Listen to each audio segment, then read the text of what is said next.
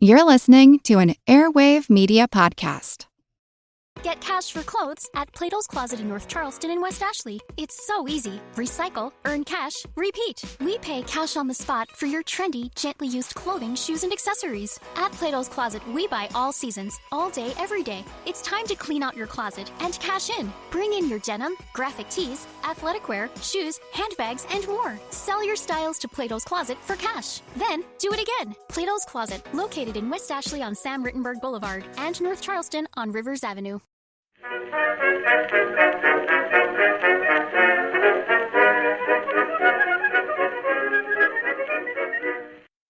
Hello everyone and welcome to History of the Second World War, episode 160, The Early War at Sea, part 10, Early U-Boat Campaigns. This week, a big thank you goes out to James for deciding to become a member to support the podcast. You can find out more over at historyofthesecondworldwar.com/members. When war was declared between Germany and Great Britain on September 3, 1939, the Battle of the Atlantic started, as the German U-boats began their attacks on enemy merchant shipping. The early months of the Battle of the Atlantic would be unique in many ways.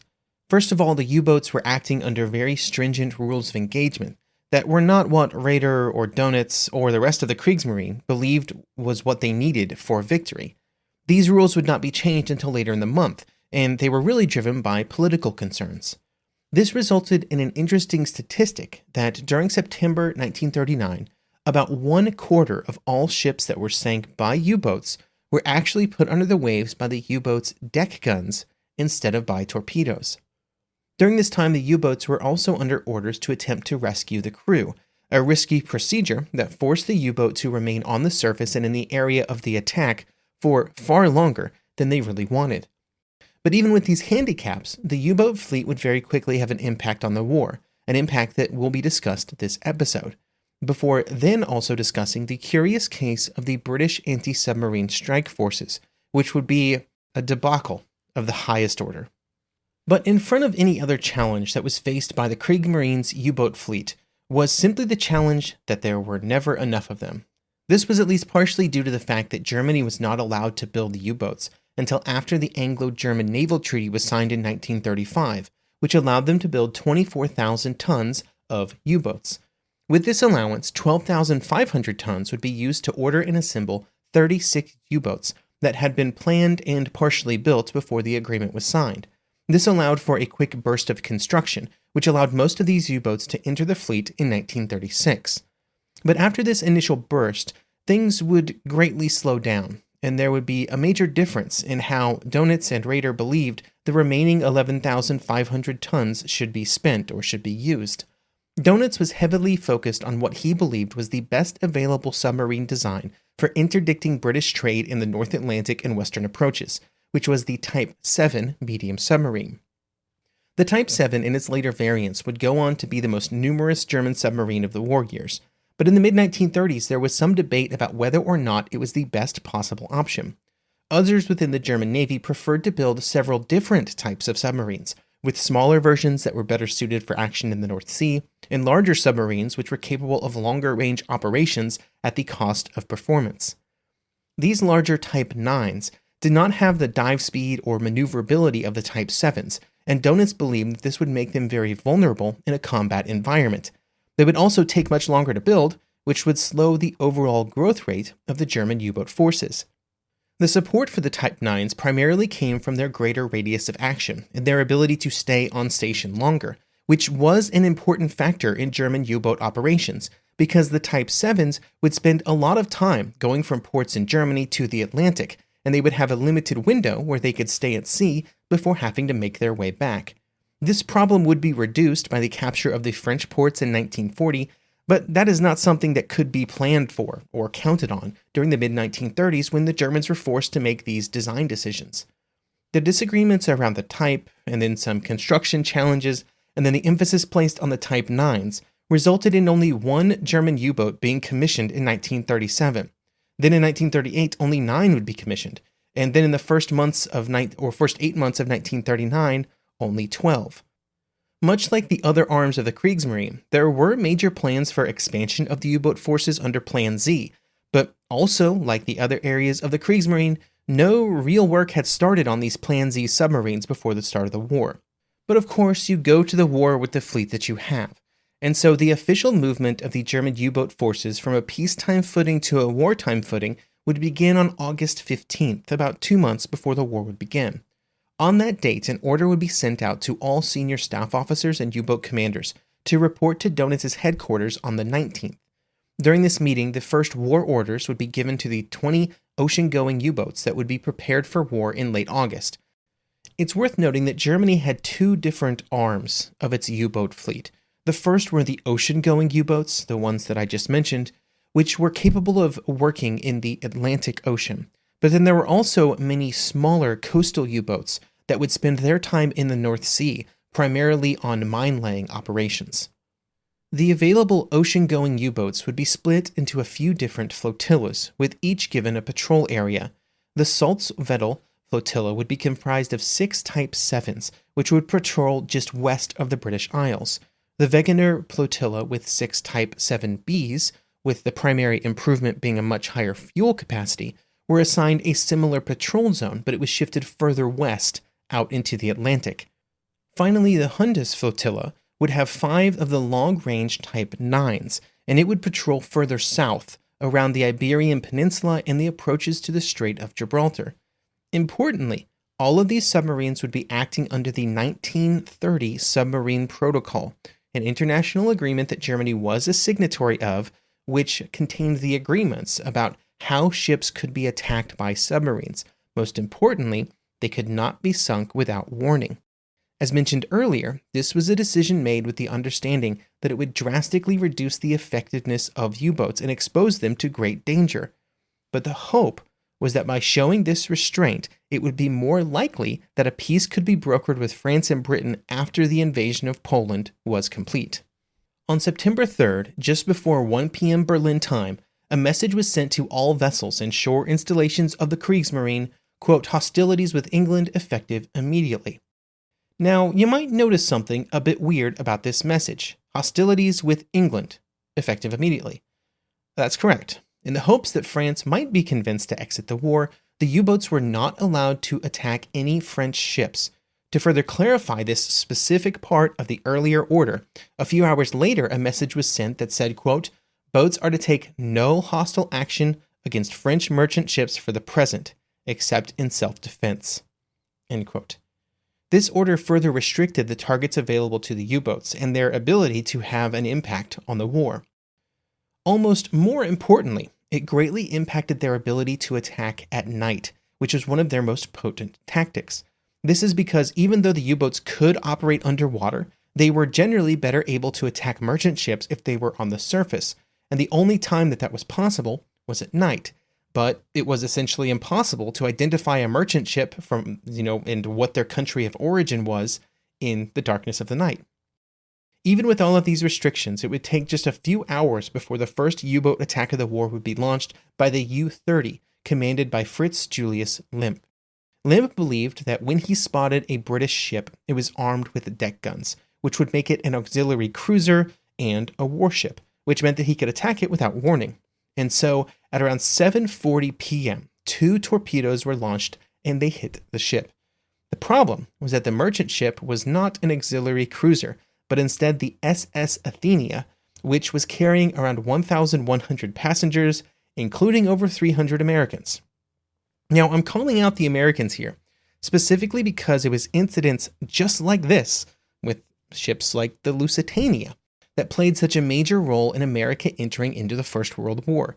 And the new war that had just started was already seeing the same type of events, just hours after hostilities had started.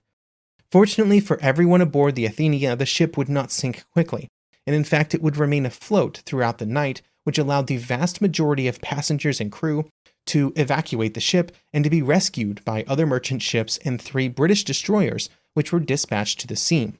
The final death toll was about 118. Reports of this attack would circle the globe very quickly, with the German government issuing an official denial of the incident, claiming that the Athenia must have hit a mine or something. However, an order would be sent out on September 4th, which stated that, quote, by order of the Führer, no hostile action is to be taken for the present against passenger ships, even in convoy." End quote. Even under these restrictive rules, which seemed to get more restrictive almost by the hour, some of the U-boats would still be successful in their missions during these early days of the war, and one of the most successful was the Type 7B U-47 under the command of Gunther Prien. Prien would go on to be one of the most famous U-boat commanders of the war, although his relatively short period of time in active service before his death in early 1941 limited his total tonnage numbers. On September 5th, he would make his first attack of the war when the U-47 spotted the Bosnia, a 2,400-ton British freighter about 300 miles west of the French coast. Obeying orders, the U-47 surfaced and fired a round from its deck gun at the freighter, which immediately increased speed and immediately began sending the U-boat attack radio message, which was SSS. Prien would then order 4 more rounds from the gun fired at the ship, with 3 of them hitting, at which point the crew abandoned the ship.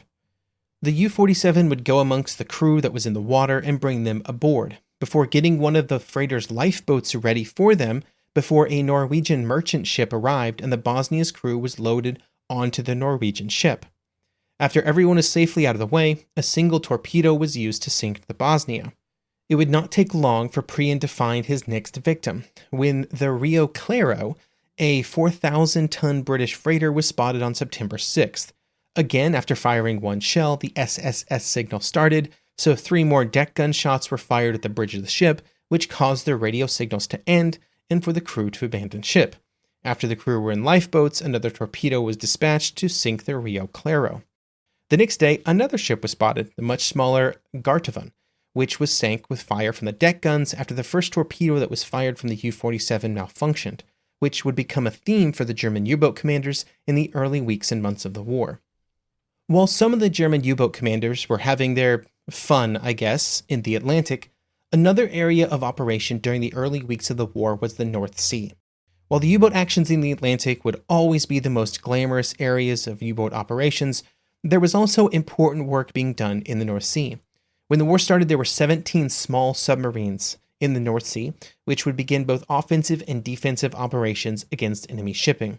Some of these U-boats were committed to mine-laying operations along the British coast, with a few of those minefields actually being very successful and sinking multiple British merchant ships in the weeks that followed.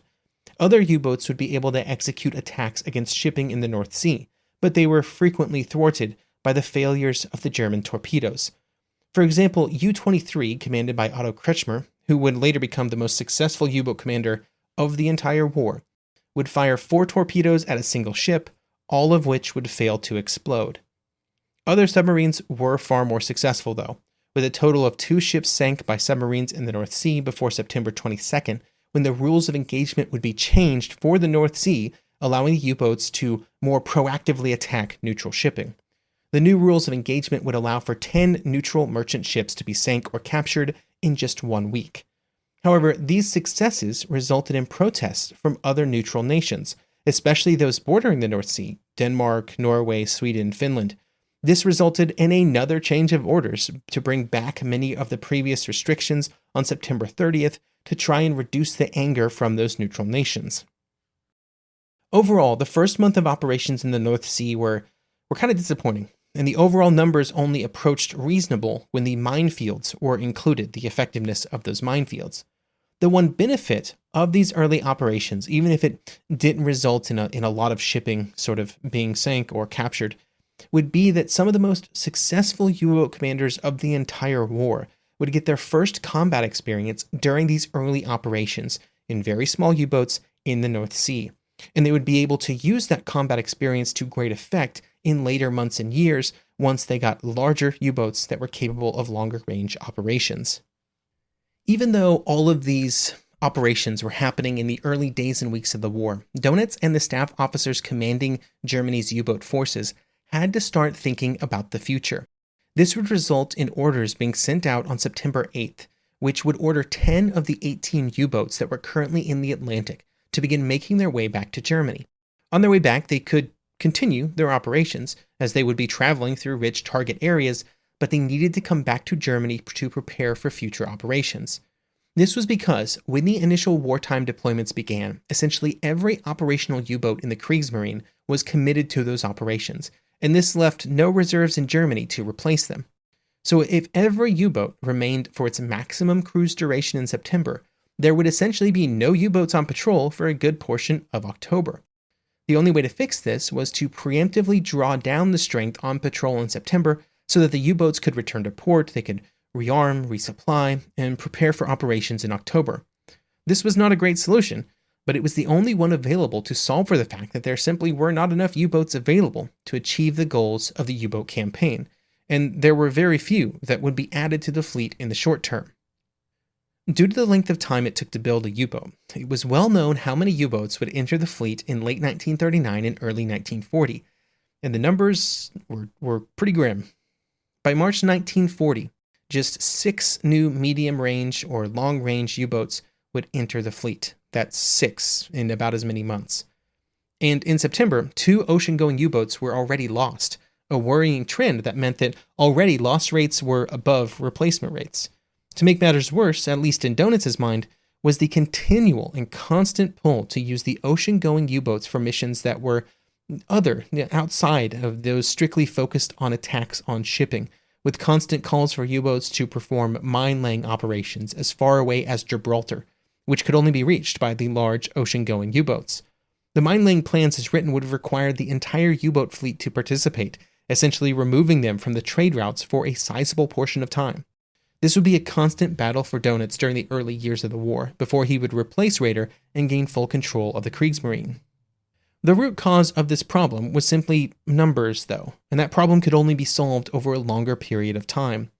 There would be a massive shift in resources from other naval construction efforts to submarines in the early months of the war, since they were faster and easier to build than the large capital ships that were part of Plan Z. But it would not be until late 1940 that any of these new U-boats would near completion, and it would be even longer before the fleet would grow in size at a reasonable rate. Another major problem was the fact that even when U-boats were on station and were able to locate shipping to attack, the torpedoes that they were firing were frequently failing completely. But this problem would take time to solve, not just because it had to be identified as a problem, but it would also take time before the engineers and staff officers in charge of torpedo design and construction were even convinced that there was a problem. They would instead blame the U-boat captains for simply missing their torpedo attacks, instead of believing the captains that the torpedoes were either hitting the target ships or getting close enough that their magnetic detonators should have caused an explosion. This would result in a very frustrating time for U-boat captains, and it would be that way for months before a resolution would be found.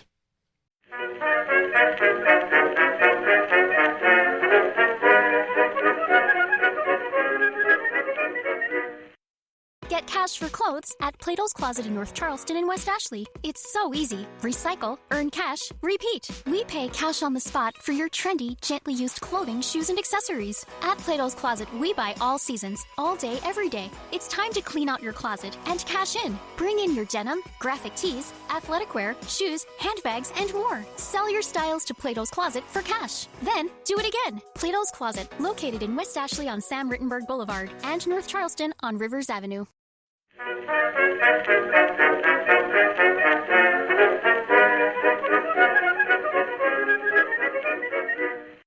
While the Germans were having some challenges, mostly around numbers, the British had their own problems, one of which was based around one of their theories on how to combat the German U-boat threat: anti-submarine strike forces.